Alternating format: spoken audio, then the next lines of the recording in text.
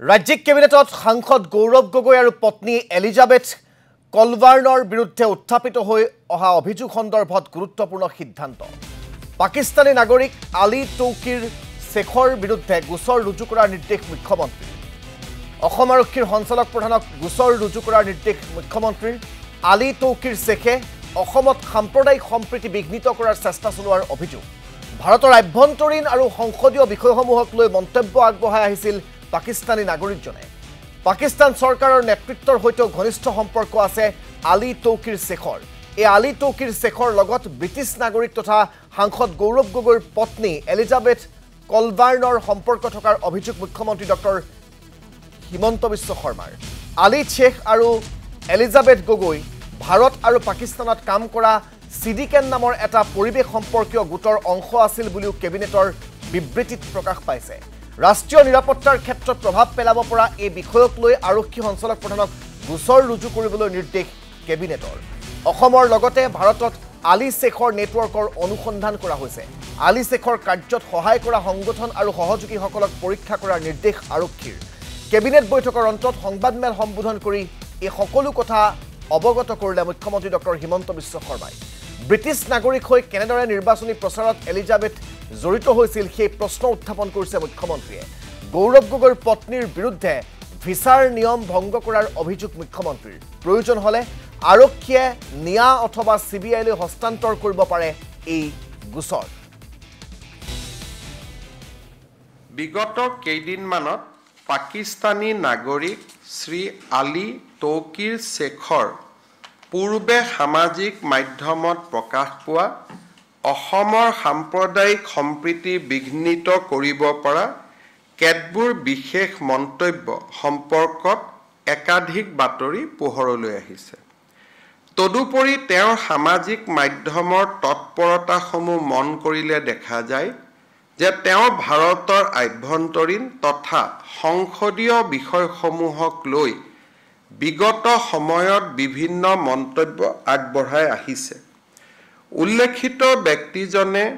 ভাৰতত স্বাৰ্থ বিঘ্নিত কৰিবলৈ অহৰহ চেষ্টা কৰি আহিছে ৰাজহুৱা ডমেইনত উপলব্ধ তথ্যসমূহ গভীৰভাৱে পৰীক্ষা কৰিলে দেখা যায় যে শ্ৰী আলী শেখ হৈছে পাকিস্তান চৰকাৰ আৰু পাক নেতৃত্বৰ সৈতে ওতঃপ্ৰোত জড়িত এগৰাকী প্ৰভাৱশালী ব্যক্তি আনকি তেওঁ আন্তঃৰাষ্ট্ৰীয় মঞ্চতো বিভিন্ন ক্ষেত্ৰত ইছলামিক ৰিপাব্লিক অফ পাকিস্তানক প্ৰতিনিধিত্ব কৰিছে ৰাজহুৱাভাৱে উপলব্ধ এই তথ্যসমূহৰ আধাৰত এই বিষয়টো অসম কেবিনেটৰ দৃষ্টিগোচৰ কৰা হৈছে উল্লেখ যে আলী শেখ ডাঙৰীয়াই পাকিস্তান চৰকাৰৰ কেইবাটাও পৰামৰ্শদাতা পদত আৰু পাকিস্তানৰ প্ৰধানমন্ত্ৰীয়ে গঠন কৰা কমিটি আদিত সেৱা আগবঢ়াইছে এই তথ্যসমূহৰ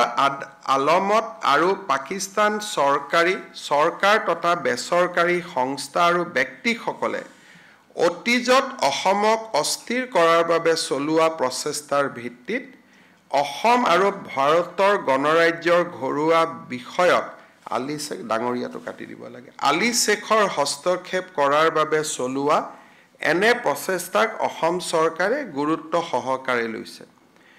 তেওঁৰ সামাজিক মাধ্যমৰ কাৰ্যকলাপ আৰু ৰাজহুৱাভাৱে উপলব্ধ তথ্য তদন্তৰ অন্তত স্পষ্ট হৈছে যে আলী শেখ ডাঙৰীয়া ব্ৰিটিছ নাগৰিক আৰু অসমৰ মাননীয় সংসদ সদস্য শ্ৰী গৌৰৱ গগৈৰ পত্নী শ্ৰীমতী এলিজাবেথ গগৈৰ সংস্পৰ্শলৈ আহিছিল পাকিস্তান চৰকাৰৰ সৈতে থকা যোগাযোগৰ লগতে আলী শেখ হৈছে জলবায়ু পৰিৱৰ্তনৰ ক্ষেত্ৰত কাম কৰা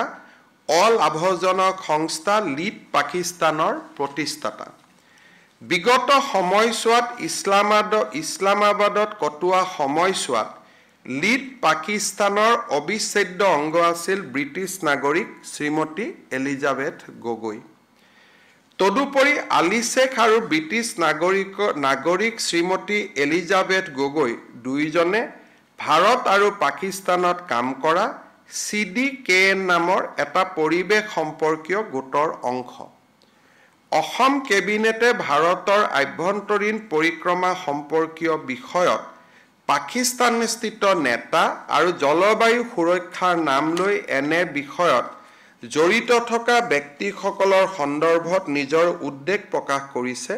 আৰু তেওঁলোকৰ প্ৰকৃত উদ্দেশ্য সম্পৰ্কে উদয় হোৱা প্ৰশ্নক অতি গুৰুত্ব সহকাৰে গ্ৰহণ কৰিছে।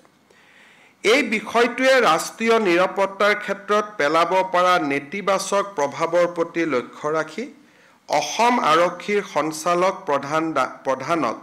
ভাৰতীয় ন্যায় সংহিতাৰ উপযুক্ত বিধান আৰু অন্যান্য প্ৰাসংগিক আইনৰ অধীনত আলী শ্বেখৰ বিৰুদ্ধে গোচৰ ৰুজু কৰিবলৈ অসম কেবিনেটে নিৰ্দেশনা প্ৰদান কৰিছে। তদুপৰি এই কাৰ্যকলাপসমূহে কোনো বৃহত্তৰ ষড়যন্ত্ৰৰ অংশ নেকি সেয়া নিশ্চিত কৰিবলৈ আৰু শ্বেখৰ ভাৰত বিৰোধী এজেণ্ডাত অসমৰ লগতে ভাৰতৰ সংশ্লিষ্ট সকলো সহযোগীক চিনাক্ত কৰাৰ বাবে অসম কেবিনেটে এক বিস্তৃত তদন্ত কৰিবলৈ নিৰ্দেশ দিছে। তদন্তৰ দিশসমূহ হ'ল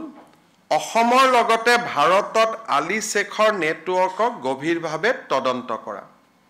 অসম আৰু ভাৰতৰ অন্যান্য স্থানত ভাৰতৰ বিৰুদ্ধে আলী শ্বেখৰ কাৰ্যত সহায় সহযোগ কৰা ব্যক্তি, সংগঠন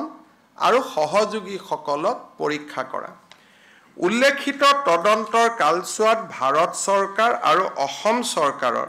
সংশ্লিষ্ট সংস্থা আৰু বিভাগৰ পৰা প্ৰাসংগিক সহায় আৰু তথ্য সংগ্ৰহ কৰা। ভাৰতৰ নিৰাপত্তা আৰু সাৰ্বভৌমত্বৰ স্বাৰ্থত এই বিষয়টো অতি গুৰুত্বপূৰ্ণ বুলি বিবেচনা কৰা হ'ব বুলি অসম কেবিনেটে প্ৰকাশ কৰিছে। অসম কেবিনেটে লক্ষ্য কৰিছে যে অসম পূৰ্বৰে পৰা ISIৰ পৃষ্ঠপোষকতাত চলি থকা দেশ বিৰোধী কাৰ্যকলাপৰ ঘাটি হোৱাৰ তথ্য পোৱা যায় আৰু সেইবাবে এই ক্ষেত্ৰত অধিক সতৰ্কতা আৰু নিৰ্ণায়ক পদক্ষেপৰ প্ৰয়োজন।